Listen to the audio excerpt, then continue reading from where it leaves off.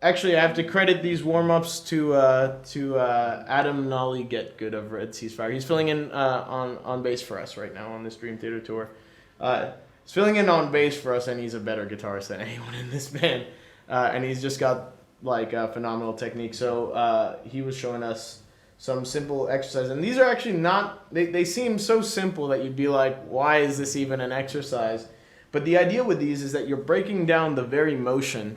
The very basic motion so that your hands will get in sync. And that's something that I definitely need to work on when alt picking is getting, everything like really locked in. So the idea is you start slow. And one thing that we've been doing is just kind of, this is a 6-string exercise, but I've got 7 in my hand. So we'll just start on the 6th string.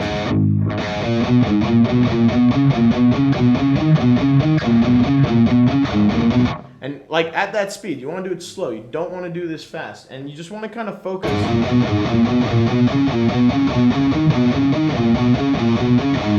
of locking in. And then you do that twice, and then you move up to.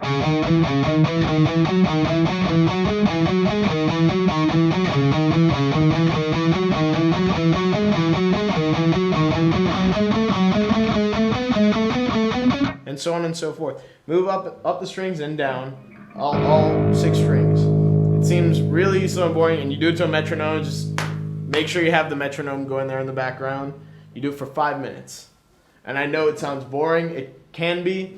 Things I like to do is like just focus on my breathing, focus on something else so that it becomes second nature, and you're really just relying on your muscle memory. But what this is doing is it's really like instilling these motions so that when you do bring it up to speed, you're doing it properly, and you're not doing some semblance of it where some notes are like not really locking in together. And even as you do start practicing speeding it up, it's equally as important to keep practicing it slow. So that's one exercise. And another exercise that's like that really like, this one will really focus on moving across strings with alternate picking in odd patterns, which force all these different sort of, I don't know. It'll basically force you to do different combinations of string skipping as you're doing up and down alternate picking. So you do a pattern of 5. So you just do this slow, again, to a click. And this is actually good training because you have to get this as quintuplets. So 1, 2, 3, 4, 5, 1, 2, 3, 4, 5, 1, 2. You want to set your metronome nice and slow. 1, 2, 3, 4, 5, 1, 2, 3, 4, 5.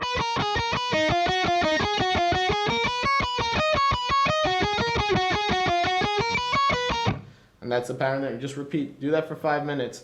It's boring and it's slow, but it will get you doing sort of every combination of fingers and up and down alternate picking across strings because it's 5. It's an odd number, so it forces you into different positions. So that's something I like to do before.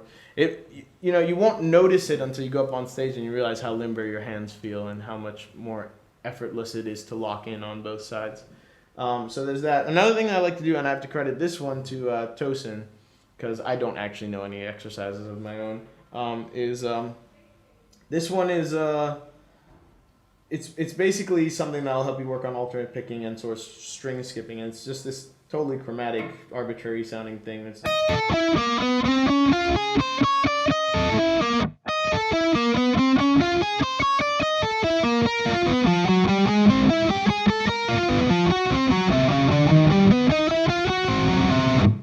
and the idea is you're going down.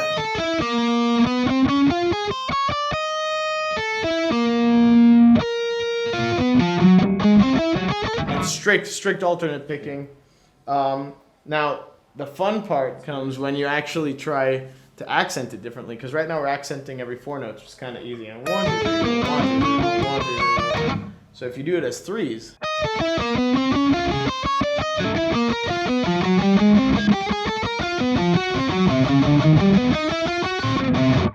that's a little bit harder. I need to practice that myself, but it's like that's the challenge. Try to accent it as different note groupings, and it gets even harder because you're accenting like in the middle of these chromatic riffs rather than like on the ends.